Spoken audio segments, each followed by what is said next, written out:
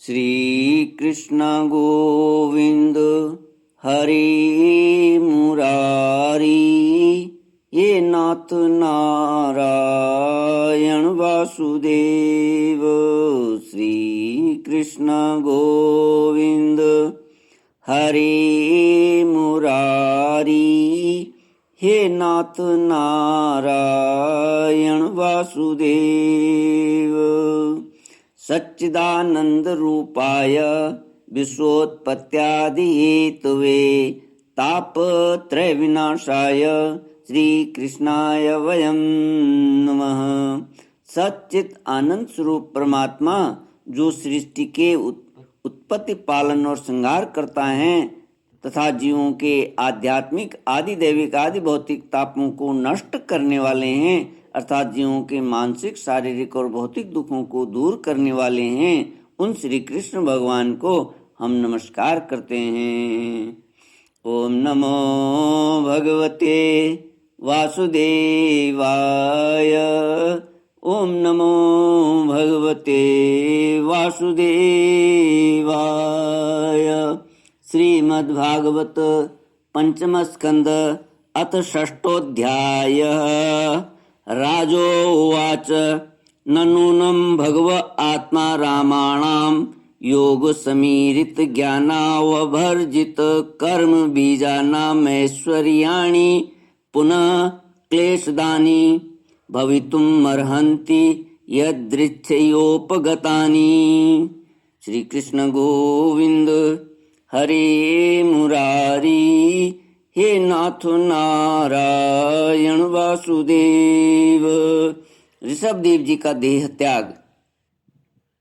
राजा परीक्षित ने पूछा, भगवान, योग रूप वायु से प्रज्वलित हुई ज्ञानाग्नि से जिनके राग आदि कर्म भी दग्ध हो गए हैं, उन आत्माराम मुनियों को दैववश यदि स्वयं ही अणिमादि सिद्धियां प्राप्त हो जाएं, तो वे उनके राग द्वेष आदि क्लेशों का कारण तो किसी प्रकार हो नहीं सकती। फिर भगवान ऋषभदेव ने उन्हें स्वीकार क्यों नहीं किया?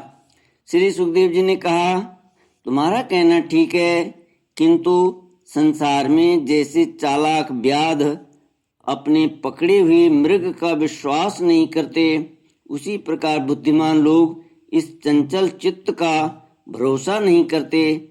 ऐसा ही कहा भी है, इस चंचल चित्त से कभी मैत्री नहीं करनी चाहिए। इसमें विश्वास करने से ही मोहिनी रूप में फंसकर महादेव जी का चिरकाल का संचित तप क्षीण हो गया था। जैसे व्यभिचारिणी स्त्री जार पुरुषों को अवकाश देकर उनके द्वारा अपने में विश्वास रखने वाले पति का वध करा देती है, उसी प्रकार जो योगी मन पर विश्वास करते हैं, उसका मन काम और उसके साथी क्रोध आदि शत्रुओं को आक्रमण करने का अवसर देकर उन्हें नष्ट भ्रष्ट कर देता है। काम, क्रोध, मद, लोभ, मोह और भय आदि शत्रुओं का तथा कर्म बंधन का मूल तो यह मन ही है। इस पर कोई भी बुद्धिमान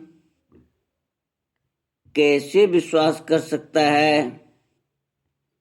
इसी से भगवान ऋषभदेव यद्यपि इंद्रादि सभी लोकपालों के भी भूषण स्वरूप थे, तो भी वे जड़ पुरुषों की भांति अवधूतों के से विविध वेश, भाषा और आचरण से अपने ईश्वरीय प्रभाव को छिपाए रहते थे।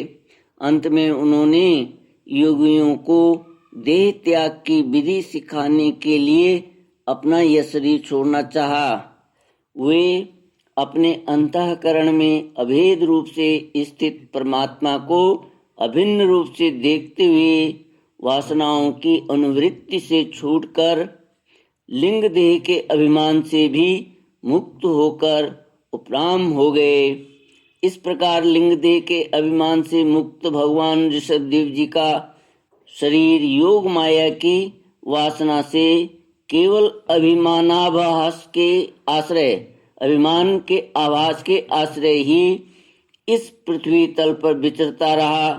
वह दैववश कोंक, वेंक और दक्षिण आदि कुटक कर्नाटका के देशों में गया और मुंह में पत्थर का टुकड़ा डाले तथा बाल बिखेरे उन्मत्त के समान दिगंबर रूप से कुटकाचल के वन में घूमने लगा। इसी समय झंझावात से झकझोरे हुए बांसों के घर्षण से प्रबल दावाग्नि धधक उठी और उसने सारे वन को अपनी लाल लाल लपेटों में लेकर ऋषभदेव जी के सहित भस्म कर दिया। राजन, जिस समय कलयुग में अधर्म की वृद्धि होगी उस समय कोंक, वेंक और कुटक देश का मंदमती राजा अरहत वहां के लोगों से ऋषभदेव जी के आश्रमातीत आचरण का वृत्तांत सुनकर तथा स्वयं उसे ग्रहण कर लोगों के पूर्व संचित पाप फल रूप होनहार के वशीभूत हो भय रहित स्वधर्म पथ का परित्याग करके अपनी बुद्धि से अनुचित और पाखंडपूर्ण कुमार्ग का आचरण करेगा। उससे कलयुग में देव माया से मोहित अनेकों अधम मनुष्य अपने शास्त्र विहित शौच और आचार को छोड़कर बैठेंगे।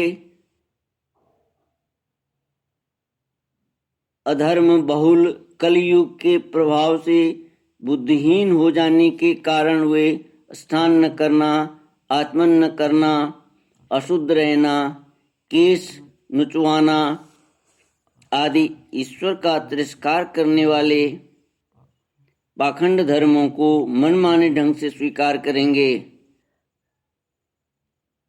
और प्राय वेद, ब्राह्मण एवं भगवान यज्ञ पुरुष की निंदा करने लगेंगे। वे अपनी इस नवीन अवैधिक स्वेच्छाकृत प्रवृत्ति में अंध परंपरा से विश्वास करके मत वाले रहने के कारण स्वयं ही घोर नरक में गिरेंगे। भगवान का यह अवतार रजोगुण से भरे हुए लोगों को मोक्ष मार्ग की शिक्षा देने के लिए ही हुआ था। इसके गुणों का वर्णन करते हुए लोग इन वाक्यों को कहा करते हैं, अहो 7 समुद्रों वाली पृथ्वी के समस्त द्वीप और वर्षों में यह भारतवर्ष बड़ी ही पुण्य भूमि है, क्योंकि यहाँ के लोग श्री हरि के मंगलमय अवतार चरित्रों का गान करते हैं।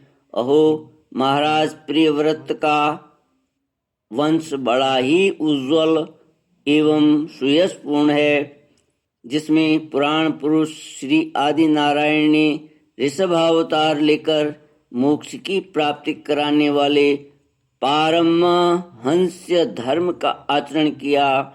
अहो इन जन्म रहित भगवान ऋषभदेव के मार्ग पर कोई दूसरा योगी मन से भी कैसे चल सकता है, क्योंकि योगी लोग जिन योग सिद्धियों के लिए लालायित होकर निरंतर प्रयत्न करते रहते हैं, उन्हें इन्होंने अपने आप प्राप्त होने पर भी असत समझकर त्याग दिया था।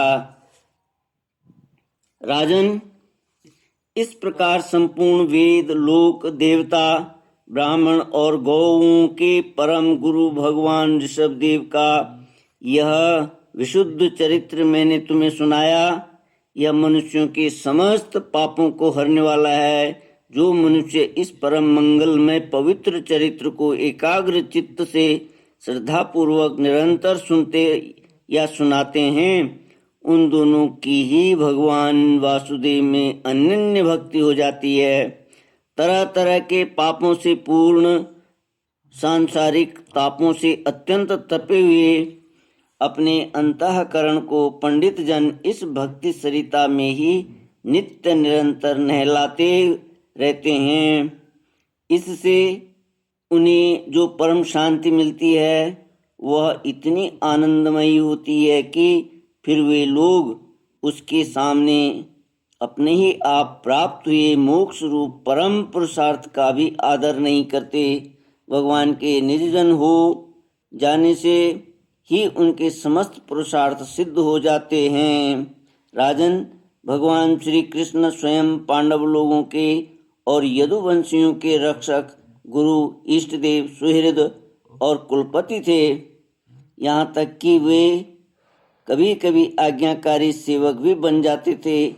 इसी प्रकार भगवान दूसरे भक्तों के भी अनेकों कार्य कर सकते हैं और उन्हें मुक्ति भी दे सकते हैं, परंतु मुक्ति से भी बढ़कर तो भक्ति योग है, उसे सहज में नहीं देते। निरंतर विषय भोगों की अभिलाषा करने के कारण अपने वास्तविक श्रेय से चिरकाल तक बेशुद्ध हुए लोगों को जिन्होंने करुणावश निर्भय आत्मलोक का उपदेश दिया और जो स्वयं निरंतर अनुभव होने वाले आत्मस्वरूप की प्राप्ति से सब प्रकार की तृष्णाओं से मुक्त थे, उन भगवान ऋषिदेव को नमस्कार है। श्री कृष्ण गोविंद हरे मुरारी, हे नाथ नारायण वासुदेव। इति श्रीमद्भागवते महापुराणे पारमहंस्यां संहितायां पंचमस्कन्धे ऋषभदेवानुचरिते षष्ठोऽध्यायः। ॐ पूर्णमदः पूर्णमिदं पूर्णात् पूर्णमुदच्यते पूर्णस्य पूर्णमादाय पूर्णमेवावशिष्यते। ॐ शान्ति शान्ति शान्ति। हरिः ॐ श्री गुरुभ्यो नमः। हरिः ॐ।